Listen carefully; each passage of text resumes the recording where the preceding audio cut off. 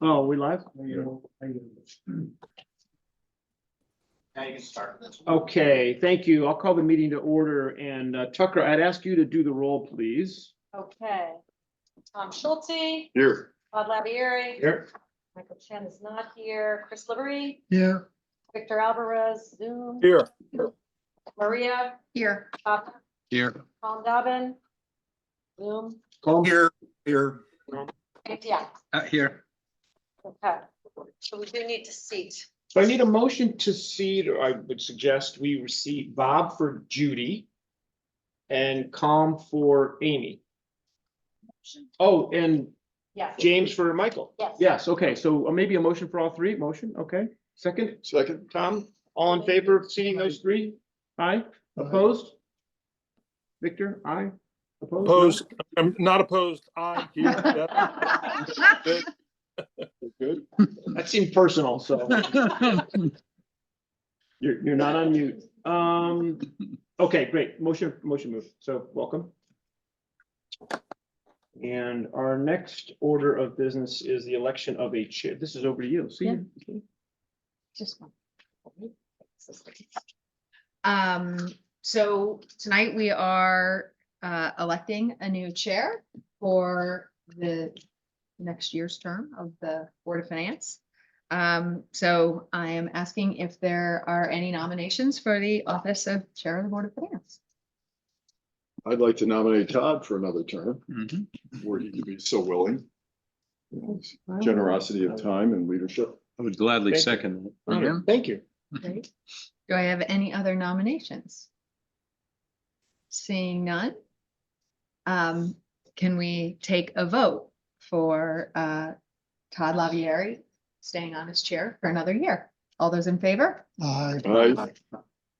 Any opposed? It's unanimous for those in attendance. Just want to make sure Congratulations. Victor wasn't opposed on that. Not opposed at all. We're close. Thank you so much. I appreciate it, as always. I'm very, very humbled by your support and all the work that everybody on this board does, so thank you so much. I have more room here, like, you must not take up as much space as the last person. You that know, was when I here. was commuter and I was sharing a bench on the train, I used to tell all the men that used to sit next to me, I take as much space as they do It's on like that that, too. bench. Not as much as, your prior, Okay, well, great, thank you, welcome, Thank you. whole meeting. All right, I do need to appoint a temporary secretary. Do I have a volunteer for tonight? We will have an election in January for this position. And I would ask if anyone is interested to reach out to me and we can talk about it and the role and the responsibilities and all the rest of it. For tonight, we'll just, for the sake of time, just do a temporary appointment. Anyone willing to volunteer? I'll draft the minutes, send them to whoever volunteers. They. Watch the hands go up now. Now volunteer. What to do anything. It's Tucker, then I'll vote. Oh, thank you. Yeah. All right. All right. You are appointed. Thank Wow. you. But that doesn't mean. You have the inside track. You have the inside track for the full-time position. His marker down. I know. No marker. Thank you, Chris. A motion to approve the minutes from the 14th, please. So moved. Second, Chris, Second. who's secretary? All in favor? Aye. None? Okay, thank you both. Okay, well, Deanna, welcome. Your first selectman office committee, Board of Finance comments. Over to you. All right, well, I've been in office for 2 weeks and 4 days, official, or really 3.5, but, so I guess the most important things to update people on, is the reval that is continuing to occur. Every resident should have received their revaluation from Unival in the mail, with their updated valuations. As you know, the Board of Finance has made abundantly clear over the last probably 6 months, our property values are up, about 25%, in the town. So Unival is having meetings with any resident that has any questions or concerns about their revaluation, and they can go, there's a website link that Munival has on the postcard or the letter that you all received, and you can schedule a meeting. They seem to be going very well. Check in every day with the company and see how they're doing, and they said it seems to be going very well. So the next item is Todd is constantly asking me about budget, and we are going through internally the town budget. So we are meeting with all the departments, and as a new first selectman, we're going through line by line every department's budgets, and making sure we all feel good about where we are. And we will be getting together next week, Todd and I and some others, to talk about guidance. Let's see. Oh, some interesting news that's creating a little bit of, it's just a lot of work that's going to be headed to the Human Resources Department at the town. We were notified late last week that Vanguard, which is the pension plan administrator and manager, is no longer going to be in that business. They were recently, the public sector business was acquired by Mercer, and Mercer is getting out of any public sector management. So we were told we had to move all the assets by February 1st. I think we're hoping to get a little bit of a stay, but we are in the process of working with Hooker and Holcomb, who is our pension fund advisor. We'll be creating an RFP to go out and placing those assets. We'll need a manager and an administrator, so it's a lot. And so that's the big news. And then on the happy side, I always save the best for last. We were notified that we received, or we are on the agenda for Friday's vote to get a $2 million grant from the state for the Playhouse.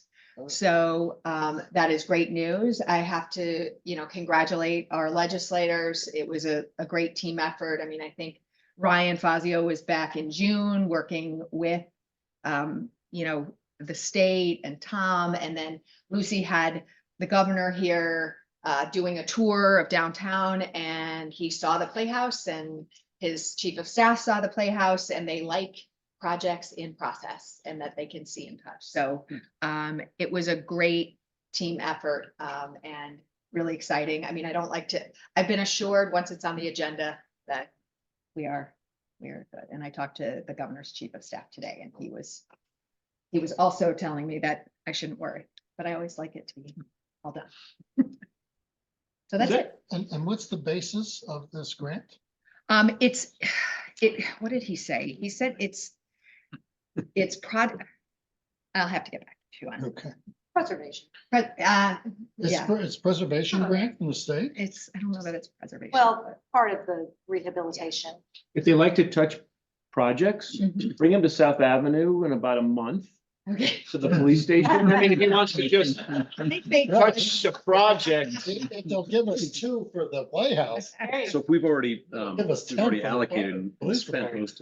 most of the money, so this would just come back in, refill our general. account. I asked Ann that question. So we have budgeted over 2 million, Yeah. some of which we've spent, some of which has to be spent, and probably it's debt that we have on the, it was debt we had on our roadmap, but we haven't borrowed for. Right.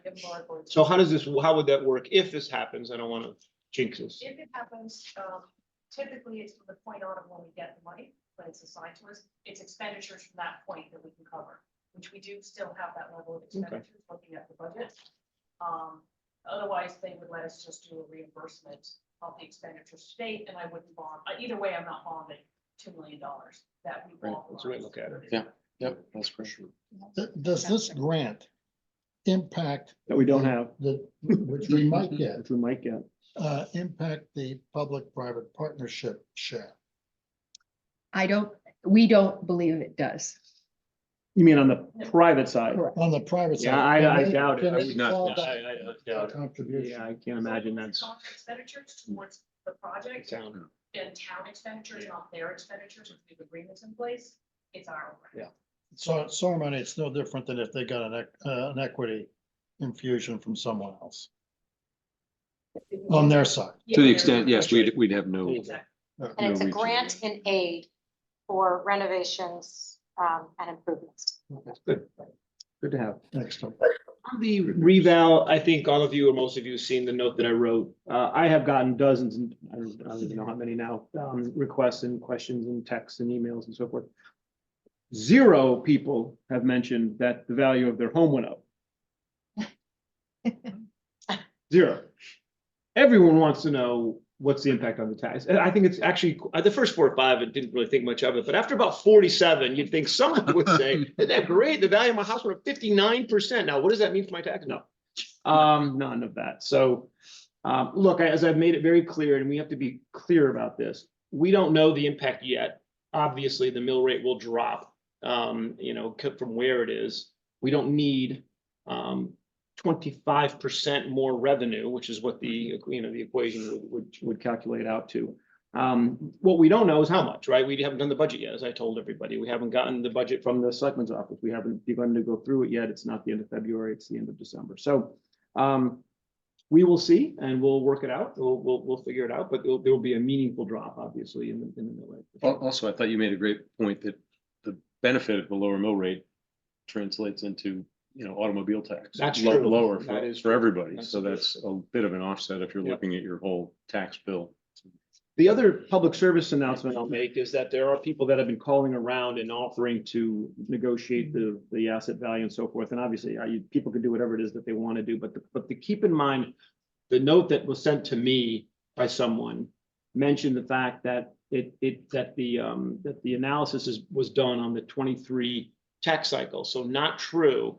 The impact doesn't happen until the 24 tax cycle. And it's really important because nobody knows what the impact on anybody's tax is going to be until at least June. Right. And so be careful negotiating with a change on something if you're, and pay for something where, not sure how that outcome would work since the most important factor in the entire equation hasn't been set and won't be set till May. So I would just be cautious. That's all. Do your homework, do your math, but not sure there's going to be a lot there for somebody. So anyway, okay. With that, I'd like to invite Mr. Bill Perret up and Ian, let's go through our audit report. I printed the whole thing out. I had to have a hard copy because I'm just old school. And thank you for that. As always, it's incredible.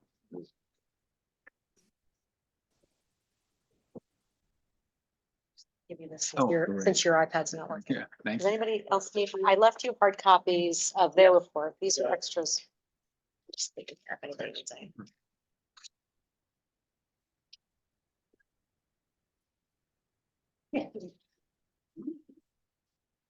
Anybody need another copy?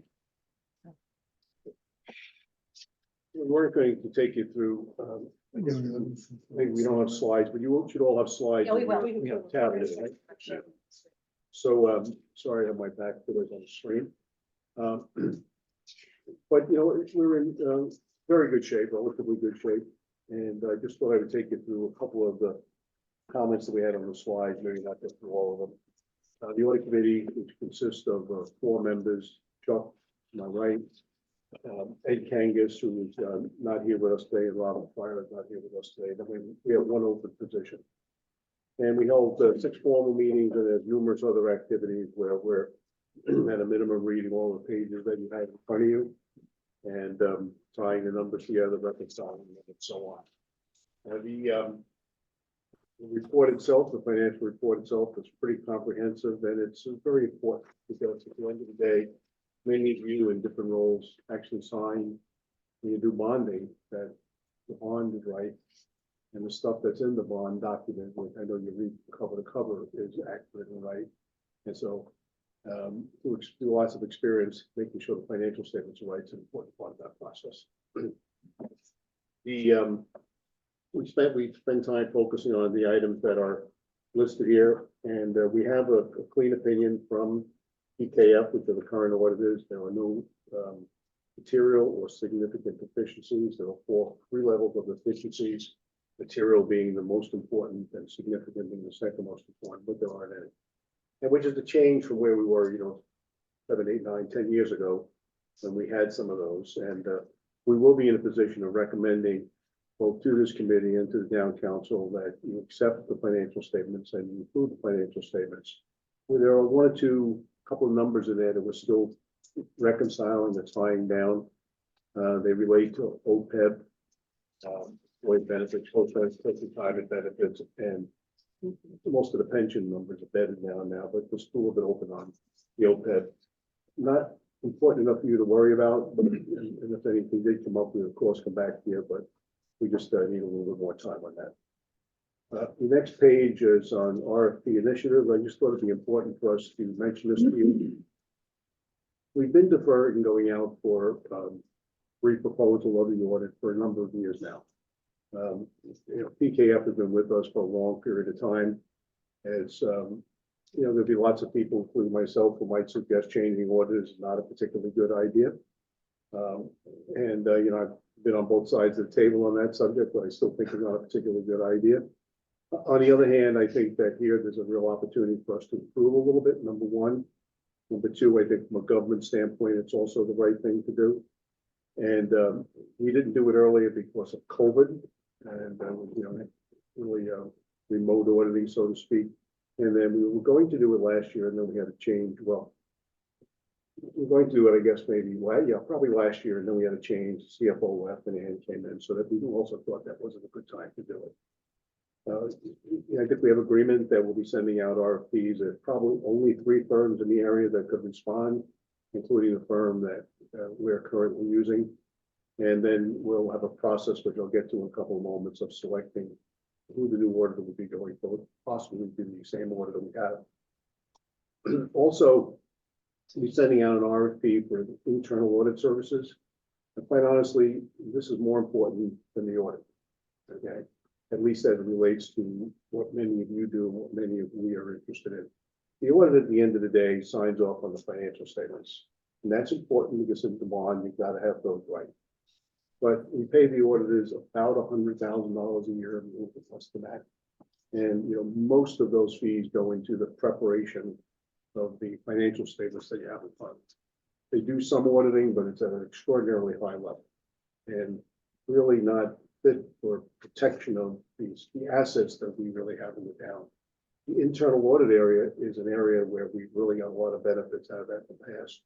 And I've listed a whole bunch of areas that we have focused on in the past. And I think we had very strong comments coming out in these areas. They were all done working with the first selectman or the superintendent. We didn't make a big thing of them. We just sort of identified it and got them fixed. Just before I came up, Todd was talking about the assessment process. We looked at that assessment process last time. We looked at the assessor's office. We looked at the Board of Assessors. We looked at the process of contesting your assessment. And we looked at the documentation and support behind that process. We also looked at, who was actually requesting an assessment, what position they had in town, and how their, change, if any, compared to the other changes that went on now. Almost would be things that you would expect, us to really look at as an audit department. We had a number of suggestions, and all those suggestions were implemented. And there are a number of areas here where collection, IT security, tax collector's office, the student fund, and so on. We work cooperatively with the Board of Education. This is something that Brian has, and I have worked very closely when Deanna was in that role. She helped support when we, and so the way we do it is we identify an internal audit firm. We had one in the past.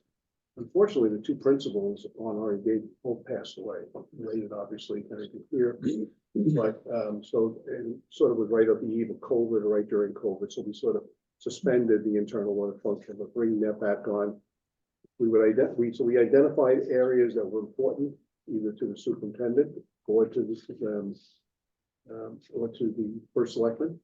And then we also put some areas in that we felt were important. And we went out and identified an audit scope, executed those audits, had comments from back through the superintendent and nor to the first selectman and made the changes that we felt we needed to change. The selection process, both of these functions typically and here under our charter report, the external and internal audit report from an audit standpoint to the audit committee, but from an administrative audit standpoint, you get to really to the first selectman. And that's good because, you don't want the CEO, so to speak, or the first selectman or the superintendent setting the scope, you're trying to limit that scope. There are a number of opportunities on the next page to either be a little bit more efficient and the last item, evaluate shared service potential. That's between the town and the Board of Education. That's been around for a long period of time. Probably not going to change while I'm on the audit committee and might not even change in the next cycle. But I would want to say that there are probably good reasons why it's hard to put that together. But the cooperation between the Board of Education and the town is excellent, particularly from an internal audit standpoint, and particularly from an external audit standpoint. From the report card on the last page, it's good that we don't really have any material weaknesses or significant deficiencies.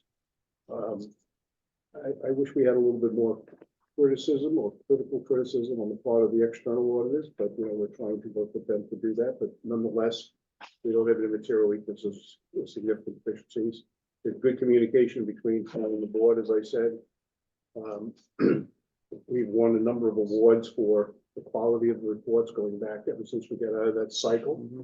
And also, I think that, that's very, very positive, and the team works very hard to maintain the quality. The team here being, as on the last page, not only the first selectman, Kevin and Deanna, but also Brian and Sean, PKF, and there were a bunch of predecessors to many of these people before Ann, before Deanna, in the school district, the CFO, and so on. So there's a lot of people working hard on it for a long period of time. I think the town should feel really good about that.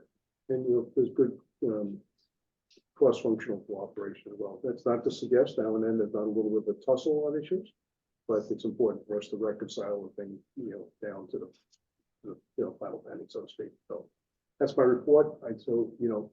Todd, we recommend the financial statements be accepted. There's one or two little things, leave it to us to iron out. No reason for us to come back, but should something come up between now and filing, we come back to you and come back to the board. We do that in January, right? No, we file in December. So we have to approve that tonight. I just should prove it. Okay. Make sure Council tomorrow night. Town council approves it. Town council has. Yeah. to- Yeah, okay. We we filed it last year in January. Maybe that's what I was thinking. End of February. That's what it was. That's what it was. And in the 10-year cycle, not that the anything particular about the 10 years, Yeah. in the last 10 years, I think that's probably the second time we've done that, but we had a new CFO last year, so that's to be expected. So Ann made a commitment to get this delivered here in December, and we moved up to that commitment, so that's good. One quick question, why an RFP? Are we looking for capability? Are we looking for price, just good governance? Is there anything driving it? Yeah, well, I think it's probably a good thing for the town to focus on a little bit, which is the bidding process. Mhm. I think that's an area where we could do some significant improvement. So if you're going to have an internal audit process or an external audit process, probably good to lead by example. That's number one. Gotcha. Number two, I think price is not a concern. I mean, a lot of money, it's roughly $100,000, but to be truthful with you, I would rather pay more and have them do more.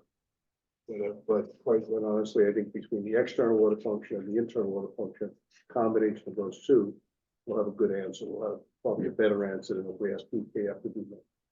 I think, there's two things when you go out. One, you can change the firm, or two, you can sort of morph the team a little bit.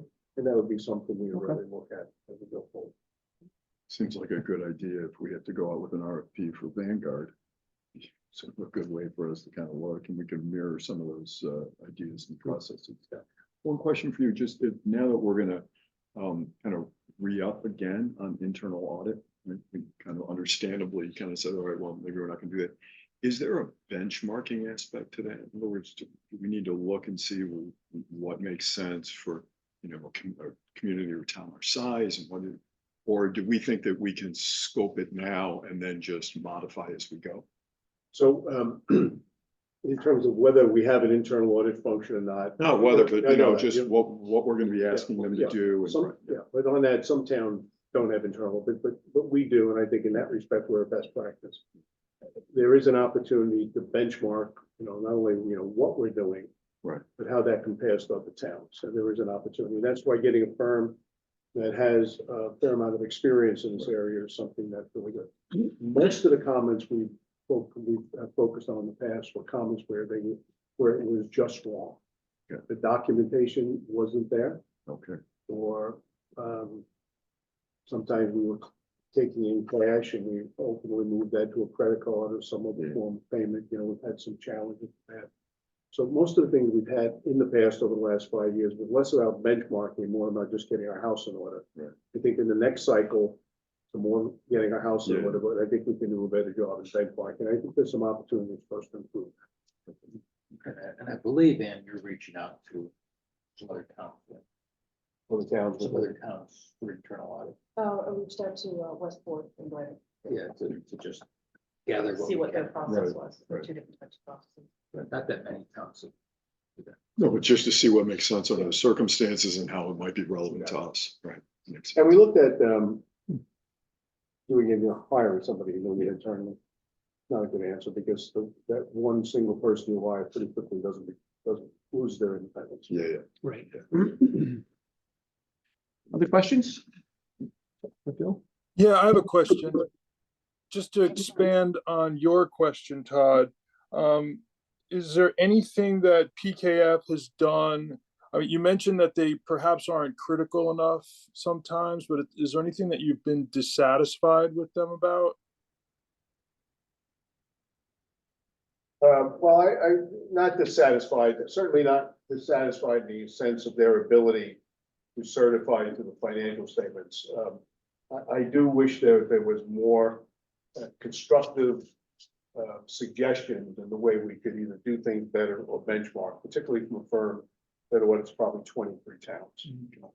And so there's some of it, but there's not the level that I would expect. I was in that business for 40 years, not the level that I provided. However, on the other side, in fairness to them, it's $100,000 fee. They've got to make money, so you sort of get what you pay for them, and I really wish that we could get more and pay more, to be quite truthful. This is just one of those things where, and I think the Board of Education, using them as an example of an independent department in the town, in the beginning, when we were first thinking this through, I realized the benefits of, getting more and paying a little bit more, as one example. so well, that's interesting, Bill, because now to just pick up on what Victor said, so you wish that we would pay a little bit more and get a little bit more. And so other than this, more challenging probing, what are we missing? What are we missing? What more are we not getting that you think we should? I think it's the benchmarking, and I think Okay. also,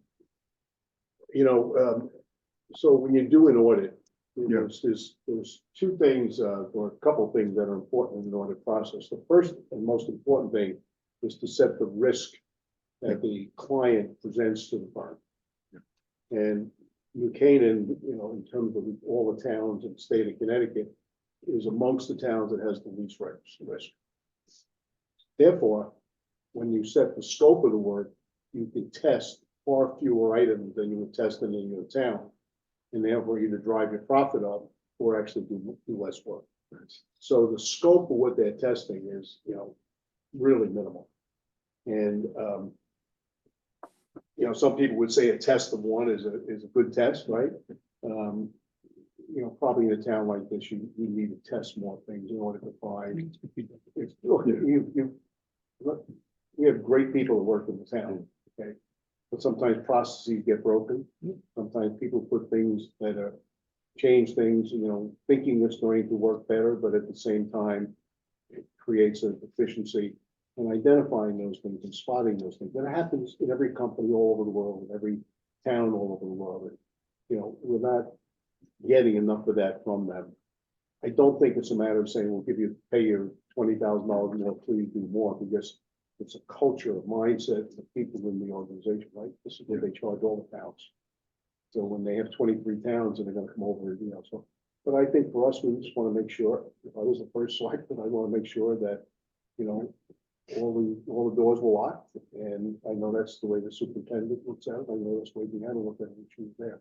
And so that's why I'm suggesting. That makes sense. Do we have good financial statements? Yeah, they could be, in all material respects, they present fairly. So the RFP, the outside auditor, maybe change that up and get a little bit more Yeah. detail in the scope, and then to launch the internal audit again will give us much of what you're talking. 100%, yeah. And it's possible PKF could come forward with, you know, hearing that input and come forward and change what they're doing, which is something we should do next year. Just clarification, did you say that these auditors audit both the town and the Board of Ed? Yes, Okay. So they're applying Same the team. same, Same same team, same standards across all the organizations. say that again. Same standard applied across both Yeah, same organizations. standard of audit applies across the entire organization. When you get into, the answer to that is yes. But, you know, you might find that the Board of Ed just will give you sort of a tutorial in auditing, right? The Board of Ed has a real big team of people, right? You might find some departments that just has a few people. At the end of the day, they'll look, you know, the auditors of the financial statements are looking at the town as a whole.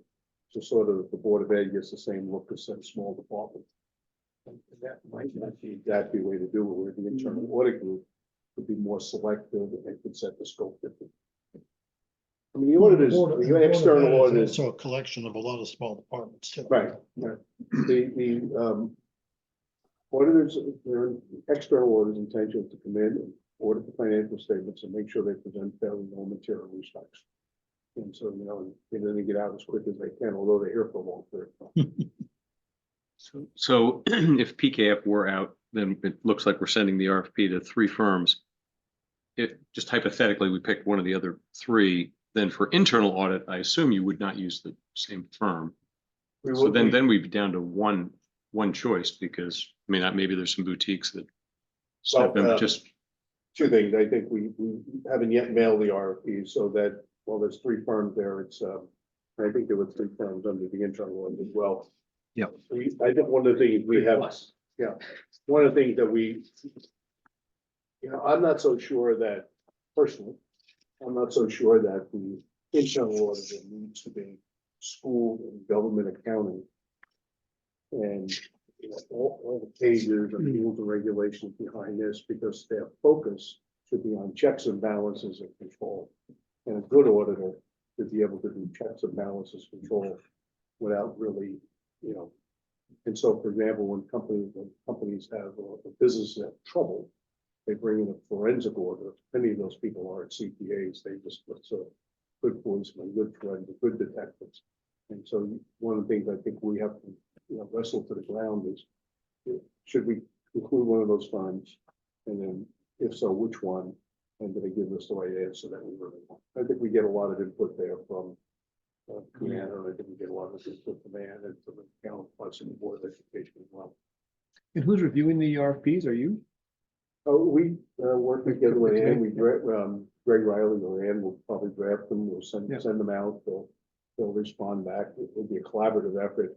But I think at the end of the day, in order to maintain the independence, the audit committee has to be the one, so at the end of the day, this is the firm we think, or, I mean, Makes sense. we got into a competitive situation where we had one firm and it was like, if there were 7 people on the committee and 4 in favor and 3 against. It's probably not a good answer, you know, we have to get to the right place, so they don't mean it to sound like the audit committee decides, but at the end of the day, it shouldn't be the superintendent of schools Right. deciding who's gonna work. That's right. with superintendent of No, I schools. get it. That makes sense. And by the way, I know Brian would think that too. Yeah, exactly. Okay. So just a quick question. So PKF, you said does like 23 of the other towns around. Do the other auditors do similar, or is PKF more specialized? They're There are all, some firms, there are some towns that have a small firm that, you know, I mean, Ann knows better that there's, what, 160 towns, 59. plus other things that get audited. There's 3 primary firms. Yeah, Bloom Shapiro, if the new, Bloom Shapiro had a lot of different, towns and cities, and they were bought out by CLA. So, they have a lot of towns just from that relationship, from Bloom. And PKF, and it's a couple of small ones. Okay, so they're all well versed in, It's coming, yeah, this is like my third audit company. So, okay, been in public. okay, great. Typically with 40 years, I would always recommend not to change those. Mhm. I really do think it's a matter of, especially as auditor. Well, yeah. I recommended that, and because generally speaking, you could fix the problem, but a little different than what we need here. So I think we have to just, and who knows, we might pick PKF again, but I think we have to just be disciplined about it. Well, it also sounds like just from your other comments, whatever firm takes over is picking up a better process, better controls. This is in a better situation than if we'd asked someone to do this 5 years ago or 6 years ago. So that makes a big Or difference. when PKF first came in, I believe. Okay, right, that's right. And I don't want to, the number of areas, it's probably not good for us to go through all the areas and the findings, because we've done that, we always work the first one. But each of those areas had very substantive findings, and they were all dealt with in the appropriate fashion, that's fixed. Okay, and to confirm, we're not voting on anything. Okay, got it. Great. Thank you so much. Well, Thank you for everything. Thank Thanks you. for all your time. Is Ann gonna go through? Oh, yeah, I'm so sorry. Oh, Unless Oh, you're there's gonna go through any each of the pages, right? Yeah, if there's any questions, I just have one question. page But there's- 44. If there's anything, like, I just put the same one, try to keep it consistent with the previous years that you got, so consistency for you. See if there's any main questions. I know, one of the main ones would probably, why in our government activities, we did go up. We had a significant investment in capital, as you could see, we spent about $17 million in assets in that particular year. We had a change in restricted, unrestricted. These are government-wide, and as I explained, hopefully some of them on last year's. We have 3 different types of reports and schedules in our book. We have budgetary, modified accrual, and full accrual. So they're a bit complex on what pulls in depending on what schedule you're looking at, and then it's government-wide because we have proprietary funds and government funds. So that's sometimes when you see the business type activity, that's the breakout. So unless there's particular questions on any of the numbers. I wonder if anybody wants- Makes good reading. Yeah. It's encouraged to see how much debt we retired. Yes, we did retire a lot of debt. This board is, that's what we're focused on. Sure. Good. I don't have any. Anybody? Just a question on the internal audit. I mean, I know in the past we've done some of that in-house, right? Say it again. We've done some of our internal audit work in the past in-house. No, not in the last 9 or 10 years. We haven't hired anybody internally to do it. We haven't dedicated anybody who's on payroll to do the internal work. But when we were working with the firm, it's called a Q. They were our internal auditors. We hired them from the outside. We would set the scope working with the first selectman and then superintendent, and they would do it, and then we would report back to them. We did consider whether we should in fact take somebody who's a current employee of the town and ask them to be the internal auditor. But as I sort of mentioned earlier, pretty quickly they lose their independence. I mean, because they're the town employee. They work in some of the qualities. It's hard to be critical. I mean, when we first started this process, gaining access to books and records sometimes was quite difficult. So you have to be able to push back a little. And it's very hard. It's just impossible for anybody to be this. I mean, you would be better off not having it as an audit. That was.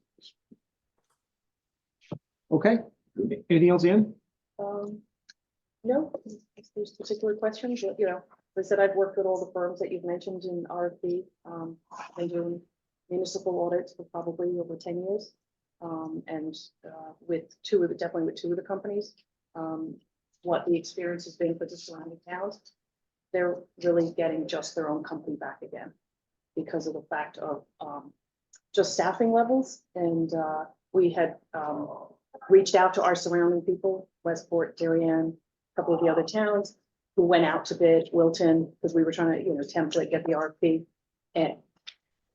And it's really just their own auditing firm that's replying. They're not even getting multiples, they're getting one.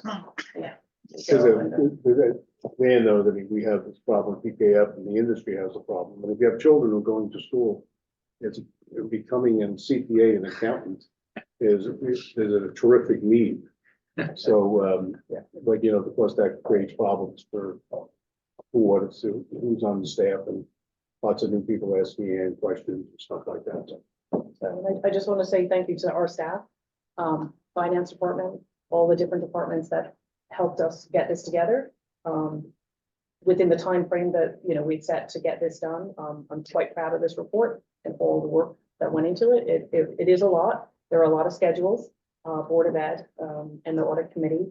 But there was a lot done to get this to where it is. I'm pretty proud. Good. It's an impressive report. So, It is. a lot of time, a lot of hours. So Yes. thank you very much. Thank you. Okay, thank you. Thanks. Thank you all. When you think of where we came from. No, I know. Okay, Bill. Yeah, Buchanan Nature Center. Everybody. Yes. Screen share.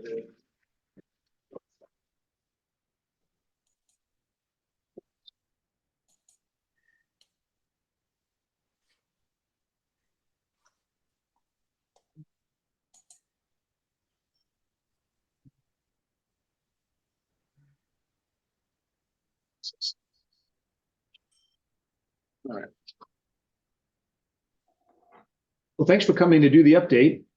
Yeah. We appreciate it. So thank you for having me. Absolutely. In my 6 years as the executive director, I've never been in front of the Board of Finance specifically just to give an update. So this is something that the board finds valuable or useful and wants an annual one. I do it for Parks and Recreation.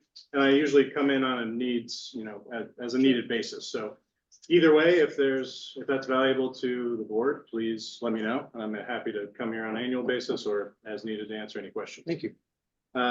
So today, wanted to present just a few general updates, but specifically because getting in before budget cycle, there's a couple of buildings that are going to be on the agenda, one in particular that has more immediate need. And so that you can have all the background information and not be part of those long budget meetings, and we can dedicate a little time. So thank you. Like I said, I've been the executive director for the last 6 years, almost 7. I've been at the Nature Center for 14 years. My wife and I and our son Henry live on property. And my wife is the director of the preschool, and we're raising our son there. So we are very dedicated to that organization. Every time I meet with boards, I always start with how we got here. And that is 1959, Susan Dwight Bliss, a private citizen, had what is now First Presbyterian Church and the Nature Center. That was all her private estate. And before she passed, she donated 40 acres that is now the Nature Center to the town of New Canaan for purposes of an arboretum, nature center, bird sanctuary, passive recreation related purposes, or a museum site. That's word for word. And that is, that gift was given to town, and town worked with 6 private citizens to form the New Canaan Nature Center Association, which is the nonprofit that I run, and made our nonprofit the designated agent of town to fulfill that deed. And that was outlined in a letter in 1960. And we've been running that private-public partnership since then. Every bit of what the agreement is was first written in 1960 and updated in 1970. So when it comes to what the town is responsible for and what we are, it all comes from those letters. So if you have not had the pleasure of reading those, I think they're really important to be familiar with, especially when deciding on capital projects. Brief overview of our finances, about a $2 million budget. If you look at the largest 50% is our preschool. If you did not know, we founded the first nature-based preschool in the country. That is the New Canaan Nature Center's preschool's claim to fame. And we've been doing that since 1969. And that makes up 50%. It's also one of our highest mission driven, given that our mission is to connect people of all ages to the natural world. And those kids are out there in the woods and learning firsthand. COVID, they're actually out there about 95% of the time. This is wind, rain, and they were out there in their rain suits toughing it out. So it's pretty cool to see. Next 17% is our summer camp. And then 10% is our environmental education programs, which includes our after school. Dr. Lutzy approached us about 3 years ago and identified that as a need for the town and asked if we would consider that. And they do bus the kids straight from Southeast and West schools to us. And we founded that about 3 years ago. The last quarter of the business is our special events, our fundraisers, our annual appeal, and our grants. And just since we're talking about audits, our audit's been clean for the last 5 years. When I first took over, we did have material weaknesses and significant deficiencies, and we're proud to say that we got rid of those, and so we handle our money well. Figure that would be important for them. Thank you. No problem. That wasn't part of my script. Good segue. I brought this in. I just did it the other day. Yeah, that was Deanna's. This is her second round hearing all this, so thank you for. Something that we're always asked for is how much of New Canaan residents participate in our programs. And our preschool is 86% New Canaan residents. Summer camp of the 711 campers, 90% are New Canaan residents. And after school is 100%. They get bused right from the schools. So very heavily New Canaan based. Top pictures are after school doing some birding, and the bottom picture is we take our oldest summer camp groups out all over Connecticut for longer adventures. Get out a lot. First building that has come up in front of this group twice in the last 2 budget cycles is the Audubon House, formerly the Bliss Laundry House. This has a interesting history given that the town and the Nature Center were not in charge of this building until 2014. The Audubon Society of New Canaan had a license with the town. I don't know the terms of that license, or even it wasn't a lease, so I don't know what that agreement meant, but they were in control of it. When they dissolved in 2014 and transferred back under our agreement, which town owns it, and we are the caretakers of the property. And when I was first director, Tiger came to me and asked if we had funds to help renovate the building, because the building's report in 2017 identified a lot of issues with it. And Tiger said, do you guys have any funds to put towards that? We said no. 2019, the land trust asked if they could renovate it with their dollars and turn it into their home base or their headquarters. And they decided not to go through with that. So in 2020, I went back to Tiger and said, we have funds now, and we also have a need for our growing preschool program. And that's when it went back into the budget for town. In the last 2 years, since it's been tabled last 2 years just for more consideration. And in those 2 years, this happened. So this is what the current inside of the building looks like. When I say something needs to be done now, it's, yeah, we're there. This happened just within this last year. The roof is caved in. Tiger still thinks it is salvageable. It is our hope and desire that it is renovated, but that's, for our programs, and I'll outline that in the next cycle. But one way or another, it either needs to be renovated or it needs to be taken down, in our opinion. So that's why we really wanted to get in front of you all before the next budget cycle, so that one of those decisions can be made. I'm sorry, how many square feet is that? Just over 1,000. It's not a very Big. large building, and so it does fit for a twos classroom. So that's what our hope is. Our biggest demand for our program is our twos program. The ratios that licensing allows is only 4-to-1 for student to teacher. So a classroom of 8 kids is usually the biggest twos classroom that you have. And so we would do a Monday, Wednesday, Friday twos program and a Tuesday, Thursday, and that would generate, increase our funds for our projects initiatives and also preserve the building. And we're out of licensable space. So that's why we're really interested, is we don't have any more rooms that we can actually license to expand the program. 2 things quickly. Yep. So we found a house that did not go up 35%. It's only 35% of the roof. So what's the ownership? The town and the The town owns everything at the nature center. So every So, yeah. building, we only own the computers, the stuff inside. It was just a unique license between the Audubon Society and town. I don't know the terms of that. I just know that that was the case until 2014. This is a quick breakdown of the money that would be involved with the revenues that come in. We would net between our TWOS program and a summer program. We have a Mom and Me program called Little Explorers, and we could bring in about $60,000 to $70,000 annually by having this building renovated. And like I said, the TWOS program is our biggest wait list. We had about 40 families on the wait list last year. Not all the preschools have TWOS programs because it is a different sort of license. And since the ratios are so low, there's not as many TWOS programs as there are spots that people want to fill. So, Can I just ask, how many hours is that program? Is that a 2 or 3 hour program? it's a 2.5 hours in the morning. Yep. And the afternoons wouldn't work because they're too young, right? It's So just, yeah. most preschools have dropped the afternoons because that's in the middle of nap time. So it's really like the demand for afternoon programs is so low and it just, never makes sense. Does this building have electricity and plumbing? The hookups are all there. They've been disconnected since no one's been in the fell building. through it. Yeah, since the roof fell in. But all the hookups are there, from my understanding. Yeah. And is there, what's the foundation on there? No foundation. It's just the. Wow. Oh, Yeah. this would be easier to think that. And Phil, can you just with the Little Explorers, you have 45 participants.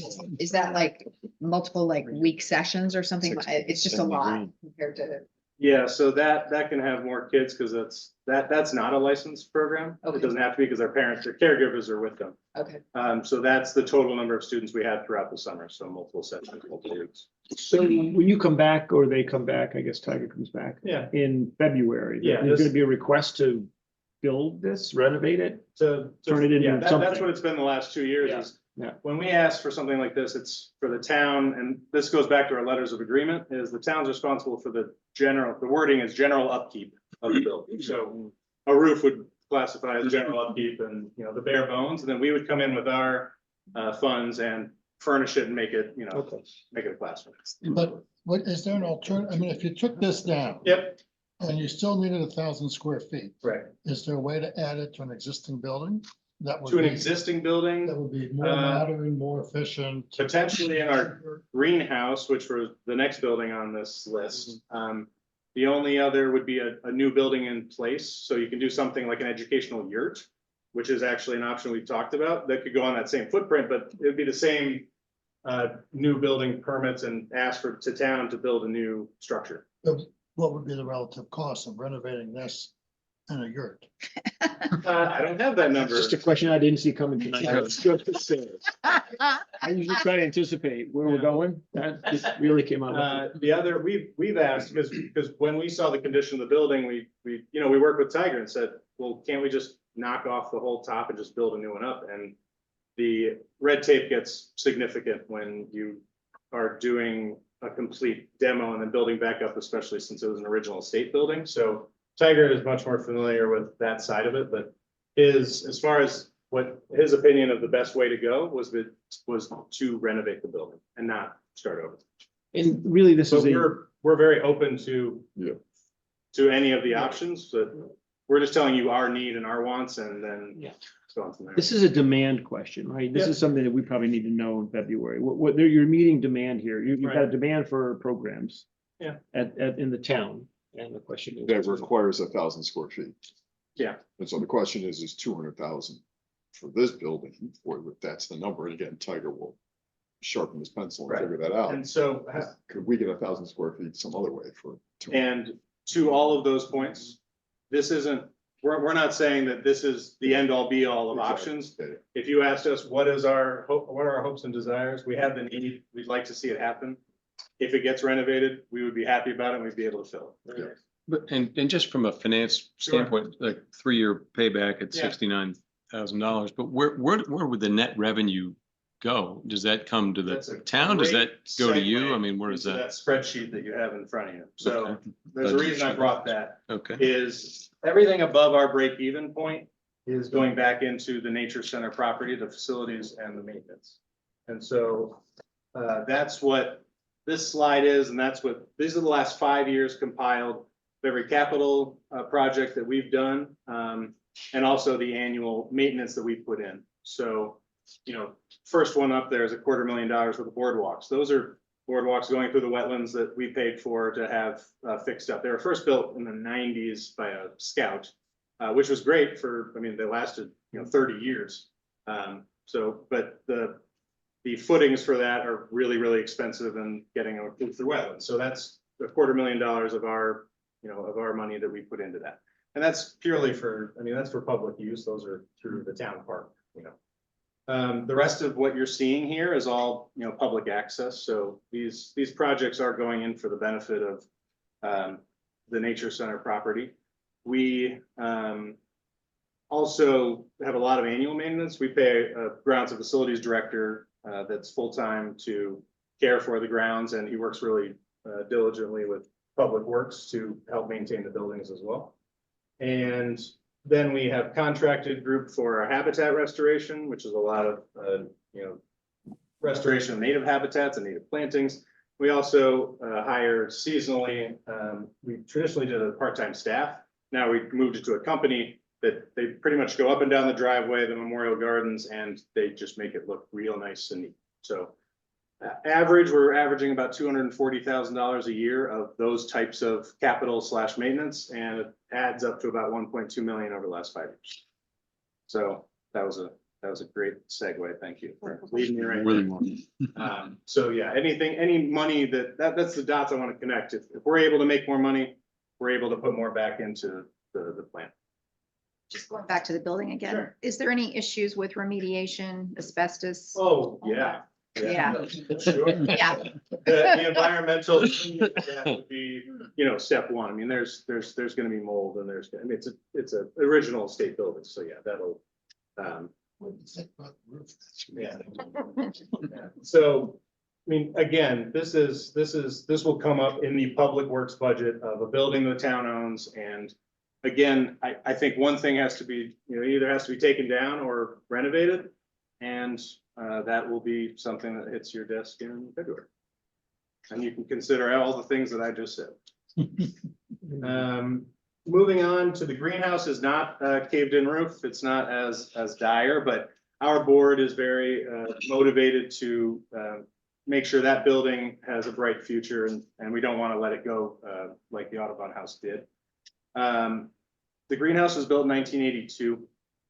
It, at the time, won awards for its innovative design, and it was very highly publicized. The problem was it was so innovative that it didn't stand the test of time, and all the climate control and temperature regulation systems have failed since its inception. So it's about a 40-year-old building, and it needs some work. The current problems are, like I said, the climate and temperature regulation systems. We can't do a growing program in there that we can actually, do for more than a couple of months in the spring when the conditions are right. The only thing we do grow in there long-term are succulents, because when it's 110 degrees in the summer, they can survive that. So we're making do with what we have. But you can see in the pictures, the seals have broken in the glass. It would need new shades, new lighting, new ventilation system in order to have a growing program like that. Also, just how the building is laid out, it doesn't allow us to have multi-purpose, so we can't really hold events or extra meeting space, which is something that we're out of frequently. So we have some low-hanging fruit that we think we can do in the meantime, but then it will require a major renovation in the next few years, whether it's retrofitting it in this building or trying to build something new from the ground up in the same place. A few things that I was talking about of low-hanging fruit is the ramp there. That was built before the ADA laws came out, so the thought was great, but it's not ADA compliant. So we have a accessible ramp that's not ADA compliant, so it's not really doing anything except rotting. The underside of that is all the rust you see, that's on the other side of that ramp. So it's crumbling and deteriorating. So one of the things we talked with Tiger about was, in the meantime, that's never going to serve a purpose. So can we, take that out just because it's crumbling and not serving the actual purpose. Some of the other things, the building's not ADA compliant. And so one of the ways to make it so as to take the top level and make it only storage or make it only accessible from the outside. So if you take that middle staircase out, it actually opens up the space for us. And there's also these 2 step downs in the middle of the building that make it not ADA compliant. So those are things we're looking at now and talking with Tiger and Public Works about of what are some easy steps to get there without having to do a huge overhaul. So maybe we phase in some of these projects. The bottom is our succulent farm that we have currently, because that's what we can grow. And, you know, there's just general maintenance that hasn't been done in the last 40 years. And the only 2 major ones were due to pipes bursting and so insurance claims to do that. And that was on town. So us looking ahead for the future, we want to fix the temperature regulation systems and get it to be a working greenhouse. If we do a few things to make it a little bit more open, we can make it multi-use and multifunctional for us. And our vision really is to, I don't know if you're familiar with the pollinator pathway work that's been done in town, but it's a group of New Canaan nonprofits and town that are dedicated to bringing native plantings in. And town Public Works is part of it, the Conservation Commission, Nature Center, Land Trust, Planet New Canaan, Beautification League, Garden Club, Library, Grace Farms, they're all part of this group, and we work together. You know, the Cam Hutchins pollinator garden in Bristow, that was a collaborative effort by that group. I would love to see the future of that house, our native seed collection, native seed propagation, and sending all these plants out into the community and inviting all those groups to use this space and make it a community greenhouse. If you're asking what my vision is for the future, that's what makes the most sense to me. So this is more something just to put in that, and as the Board of Selectmen said, you know, when you're talking capital outlook, you know, this is something that we're going to put in. We anticipate doing a capital campaign, certainly for, you know, our part in this. We will be asking the town to partner with this at some point. So this is more for background. But the Audubon House will be coming up sooner rather than later. And again, if you need more information, if you want to come up and take a tour, you're welcome to do that. It's lovely this time. Of the outside. Yeah. So thank you for your time. Does anyone have any general questions? But roughly, did you get an estimate on the greenhouse, the repairs that you're looking to? We do have a couple. One was simply retrofitting what's there, and there's not many companies that will take an existing greenhouse and customize it. Our quote is 550,000 euro because it's a Dutch company that does this, and you know, that's a quote that we gathered. Another local quote was 700,000 for replacing all the glass, reglazing the building, and that's addressing, you know, half the problem. So, you know, we're talking, I would say, at least upwards of $1 million that we're going to spend, probably more. But again, this is something that we're interested in partnering with town on, where we think a capital campaign for this particular project is in order. So that's what we're looking to do. Well, did you get any kind of estimate on the build as new? Oh, very, so Deanna brought up a point of, you know, it might be cheaper to try to build a greenhouse, a newer one in its place versus trying to renovate. And very brief quote, one of the guys said was about $1 million to build a brand new greenhouse. So, you know, that's something we're also, you know, looking into. But just another consideration is, you know, there's people in town that are still there that donated the money to build our current greenhouse. So we want to be sensitive to that and just find the best path forward. And town of New Canaan owns the building, so you all are going to be our close partners in that process. What's the biggest capital campaign you've ever done? The 1997, it was completed in 1999, was the Visitor Center. So about $3 million was raised, $2 million for the building, and then the rest of it started an endowment. So whenever it's sort of for Nature Center funds to go towards things like this, we can draw on that. We have our own capital improvement fund that we've been slowly adding to your point of what do we do if we have 50,000 extra? Most of it goes back in. If we have leftovers, not a project, we do keep it for things like this. So we're more prepared to help in these projects. What did you bring to the selectmen's budget? We haven't done. No, so for what shows up in the budget is all through Tiger. So when it comes to Of that, these projects, what are you proposing or? well, Tiger, what he needs to update, and Bill Osman, is the bare bones, getting the roof back, the environmental cleaning, Okay. and they didn't have that number yet, but in February, I believe they'll have an updated number for that. I think we'd want to know, see options. I mean, Yeah. what's the plan A, plan B, plan C for the greenhouse? What would be Sure. 2 or 3 ideas for the building that's in disrepair?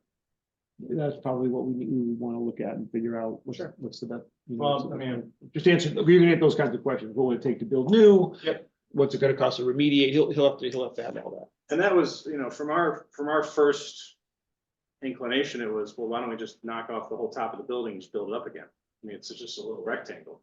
And again, Tiger can talk more to, that process, it being in a public park and it being an original state building, and he knows that. Something about leaving, you need to leave one wall up. Yeah, so there's ins and outs of that. Better hurry up. It's better now. I think you better hurry up. It's like, Goodness gracious. Okay. Yeah. Any other questions for Bill? Colin? Yeah. Bill, yeah, I had one question. So that slide that you showed earlier where you showed that there were 16 people enrolled in the twos program, is that current or was that a forecast? The preschool twos? Yeah, that's forecast that if we renovated the building, that's the number of students we'd be able to do throughout the school year for that. How many preschool twos do you have currently? This year we have 24, so this would significantly increase that. We have to decide every year, not only, we could always take more twos, but then do we have room in the 3s and 4s and 5s? So we have to project out that way. So we will have anywhere from 16 to 32, depending on the demand and the rooms we have. So you have been turning people away for the twos program? Oh, yeah, but last year we had 40 people on the wait list, so, I mean, it's certainly, again, it's because of licensing. It's just the ratios have to be small. And you need a whole classroom that has to be licensed, so it's just a hard thing to meet that demand because you need a new room for every 8 kids. It's just a tough math game. was there a greater demand in the 5s since the state went to a December cutoff?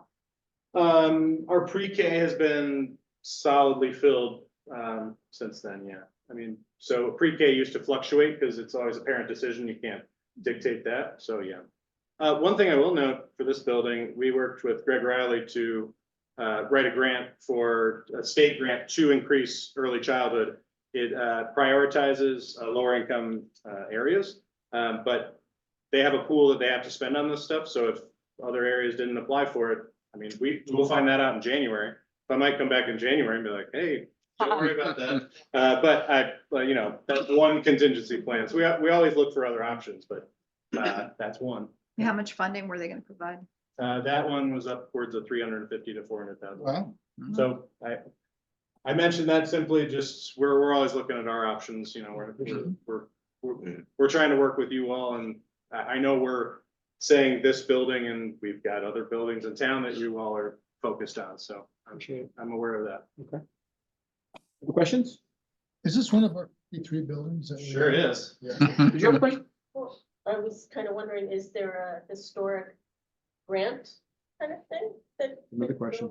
That's, that is something that Preservation Society has mentioned, but never actually gone in with us to file any grant. I mean, because with Yeah. that one, tearing it down, That's- library story, which is very familiar. In general, especially since Greg came on, Greg contacts me about twice a year and says, hey, what do you got? And this is one of the things I said, hey, we're trying to save this building.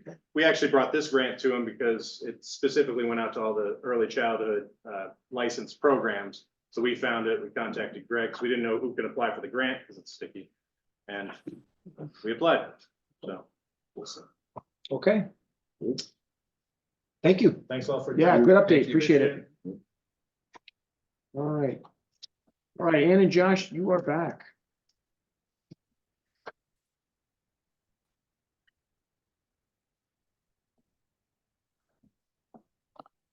Thank you, Bill. Yeah.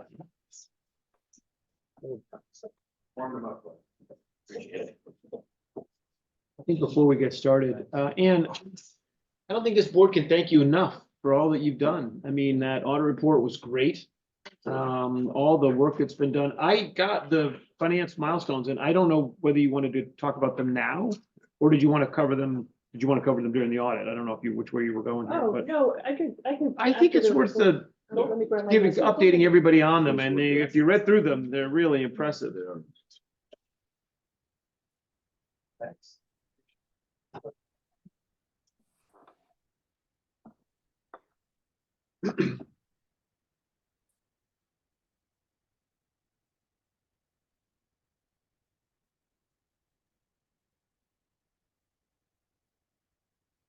No, go for it. I wanted to share with you what we've done in the past year, in finance, because we did do a lot of changes. One thing, just for Victor and Colm, I want to make sure you got what we're talking about. This is a page of bullets of the accomplishments of, was this on the tablet? Yes. It is. It is. Okay, so it's on the tablet. Yeah, We you have- should have it there. Yep, okay, good, great. Just want to make Thank sure. you. So in finance, we set some goals, some things we wanted to look at, go through and change, with processes. So we went through, the different, jobs, different, responsibilities within the department. Some of the major things for time constraints was that we would run multiple check runs. So, we eliminated that, brought it down to one. In doing that, we were able to set up, ACHs, which 50% of our vendors are on that. That enabled us then to, simplify the cash flow, which now we could take all the cash, set it up as EVA, filter it through one, like a feeder fund. And now that we keep at a low balance while we keep everything else invested. So that was one of the biggest things we did. Reconciling the balance sheets, they're done on a monthly basis. So we had been doing them quarterly. I set up all files. So we're just going through that. We eliminated 7 funds that, we're going to eliminate another one.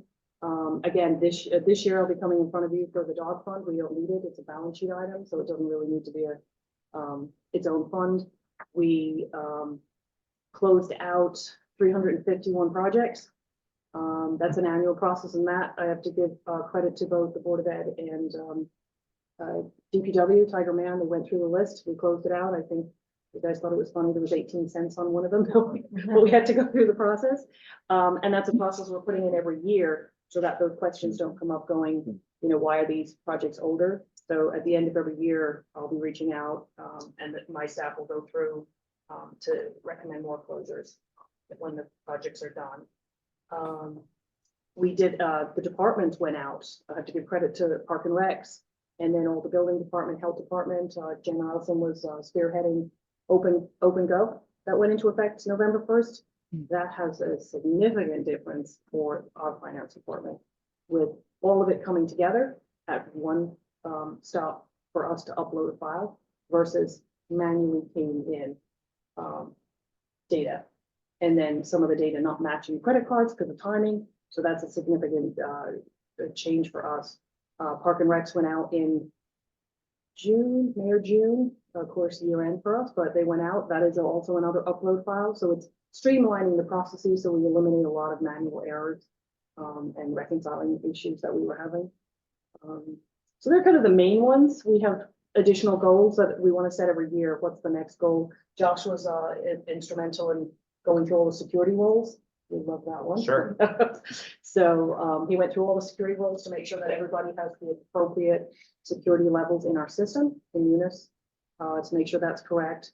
And also with our fixed assets, getting that into the appropriate Munis that was kept in Excel prior to that. We also got workflows. Workflows. For budget adjustments or requisitions, I guess, that got tightened up as well. We did. Everything that we looked at to see if it was a manual process, we shouldn't have it. Like, what can we do to get rid of it? And that's what we've been doing.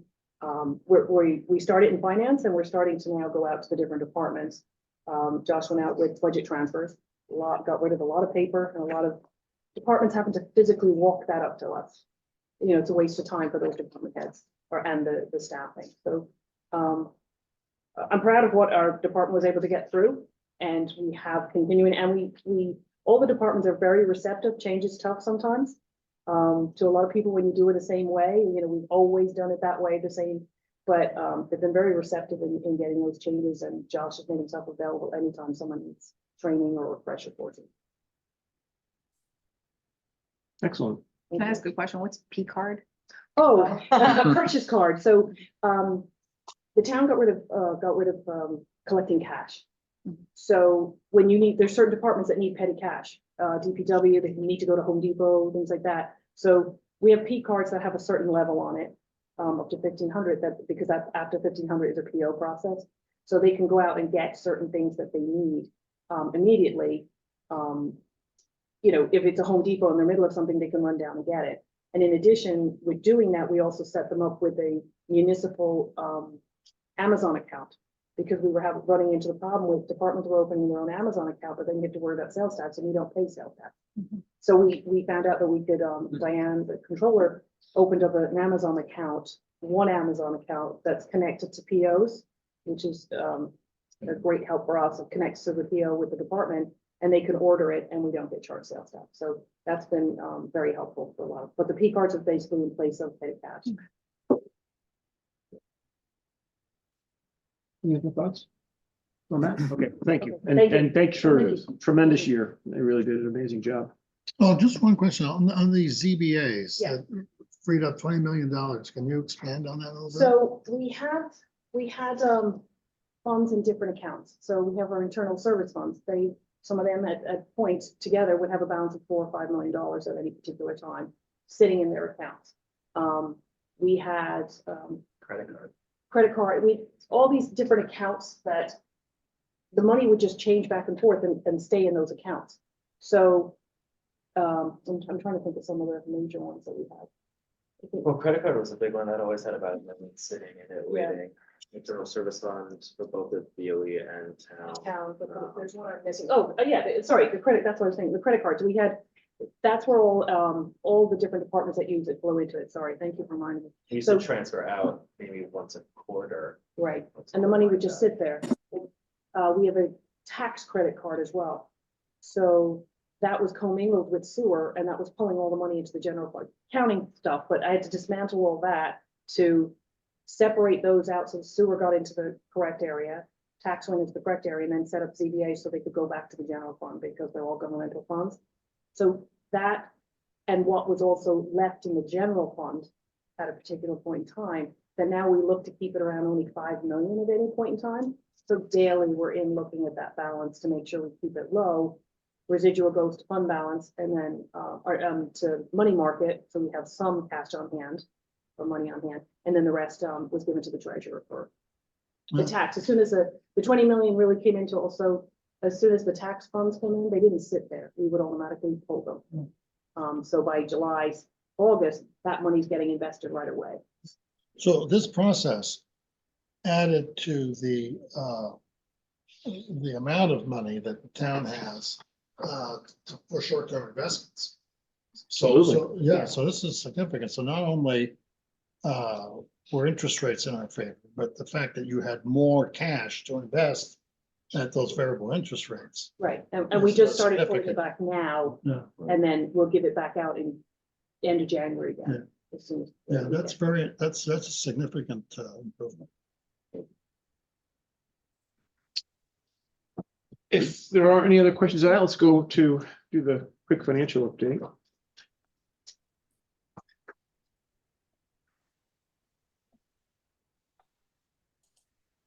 So, on your, you should have a couple highlights from the year-to-date financials as of November 30th. I'll just go over them briefly. The overall year-to-date revenue is at 87.3 million, which is 54.5% of what was budgeted for this year. The overall revenue is exceeding last year's budget by 2.9% at this point, and has a $300,000 increase over last month. Down to tax collections, currently staying at 55.4%, totaling 83 million. This figure surpasses last year's, this figure surpasses last year's tax collection, but let's I don't know why that's sorted that way. So we're exceeding the rate that we collected it at compared to last year, despite the previous year collections slightly falling behind what they were at this point last year. Down to building permits. Building permits at the halfway point about of the year is at 50% of what was budgeted, outperforming last year by $63,000. Hopefully on pace to hit the 850,000 of what was budgeted. Conveyance fees are at 54% of what was budgeted, which is pretty much, what's that? I think 45. 45% of what was budgeted, that's right. You're hoping, right? Which is on its way to the 1.5 of what was budgeted, but of course, still trailing what was last year, which is kind of what was expected at this point. So just, we're at 5/12, right? What's that, Yes. 42%? So we're at 42%. So anything at 42 or above is probably okay. I would expect the property to be higher because a lot of people paying 2 tranches. Yeah. So that's really almost 50/50. Yep. So that one looks okay. I was concerned about that, but that looks like we'll be okay for the budget, which was budgeted below last year. It was, I Yeah. think, it was last year 2 million. I think that's right. Yeah, we I think can, that's right. Okay, so that looks like. I think that's trending back towards what it was historically though. Okay, and building permits, actually, that's encouraging, because that's probably on or maybe even a click ahead of. It's a little seasonal. I guess it should be a So little bit. it's seasonal, Yeah, this does Right. include 1 month of being on the go, which is a platform, and maybe we're seeing some building permits earlier than we will have. Yeah, there you go. Was a manual That could be. process? That's a Yeah, good it's point. happening quicker now. Could be. Parking's at 28.4%. If you look much further in the sheet towards the end, the breakdown of parking, the fees and tickets are about at 50% where you would expect.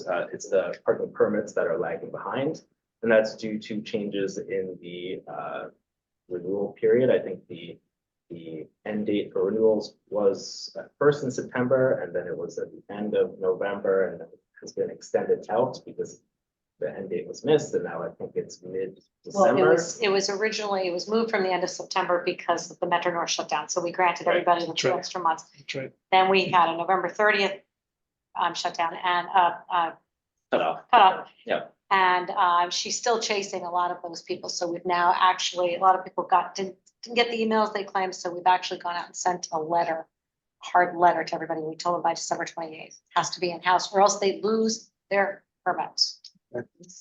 But hopefully we'll see that kind of return. And it's working. Well, Yeah. actually, you know what she told me? She's been ticketing. She's been ticketing. She's having the guys go out there and our parking attendants go out there and ticket them. And then they come in and they say, she's forgiving the ticket, but she's saying, now you have to. That's working. That's good. That's good. All right, so we'll be interested to look at this one in February. We'll see February, where we, hopefully that'll hopefully, right, that one's a little off. Yep, interest on investments, we're at 65% right now, which is about 586,000. I have to say that, so that's trending on a million and not even a half, is it? So what's that? A little less, 1,400,000. That seems a little light. I would have thought we would do better. Is there, have we got all that in? Is like everything You in? know what, Tell me there's a month I'm just trying missing. to maybe think, there three. is, and also, just made me think of it, our investment account Mhm. that we have, we, excuse me, we don't get that statement for 2 to 3 weeks. So November's numbers aren't in there. So for it's those 2 October. statements. Oh. Um, So we're missing October. We're We're missing November. We're We have missing October, November. sorry. That Yeah. we'll probably get that this week, end of this week or next Yeah. week. That's probably the one that's. Okay. And That- that's where the big amount. That'll take you closer to 700,000. We're not missing all of November, we're just missing a big piece of Just it in the that the one biggest account. piece is the investment part. Sorry, I forgot about that. So maybe those that's statements closer to don't 6 or come 7. Also, 700. Josh, don't we have to mark to market, which is kind, I know we own short-term debt, but rates rallying. We had a little bit of an offset to the actual cash interest coming in because we're taking, I know I talked to Andrew about this. We take marks against, now that's stopped because rates have plateaued, maybe even started to come down. But for a while, we were kind of understating real cash interest because we don't sell stuff, we hold maturity. That's right. So That's right. anyway, it's hard to know what that number Okay. is on an apples line. Is that every month, what you just said? That's We always do. 2 to We- 3 weeks late? Yes, those particular statements are, yeah. Okay, okay. Well, I think we were hoping we'd do 1.5 million at least, so But we budgeted 900. Yeah, Same. that was a sandbag-ish. Yes. But hopefully to offset some other misses here, like conveyance or parking or whatever at the time. Okay, all right. Yeah, we'll beat it. We'll beat the budget, to your point, Bob, you're right. Any other questions on revenue? And tipping fees is just timing? Seems like an issue. Is that? No, what to do, that's, yeah, what to do. And other seems spot on, so, okay. In terms of revenue, right now we're at 55. In terms of expense now. Sorry, yes, in terms of expenses, we're at 36.7%. Or 55.58, don't know, it's actually 58, so I go there. And we're actually pretty much on pace with what we were last year by about 1/3%. So we're expecting to hit the budget on point. Sorry, I'm not following you on that one. So that 1/3%, if you pulled this exact report from last year, you would see that instead of 36.79%, it's at 36 points. Oh, over there, I got you. That's not on the sheet. I got you. No, it's I not. got you. Okay, yep, okay, Yep. okay. Any negative surprises? No. Don't think so. The only issue we should mention last month was we're still just on contingency at some point when we hire the new SROs. At some point, I think there's 3 of them. We're just waiting for the timeline on that, and that's something that will come in front for contingency. if needed. Okay, anything else you want to shout out or call out? Not in terms of this. no. Anything, any questions? Team? Calm or, No. Victor, you good? Good. Okay.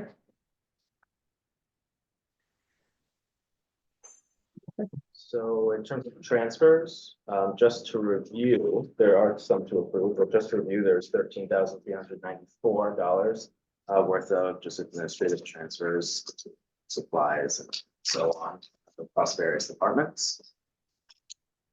Questions, there's nothing really of note here. Any questions on the list? No, those are just information.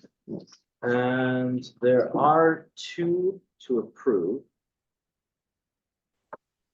The first is $30,000 from salaries full-time towards going into professional services in the land use department.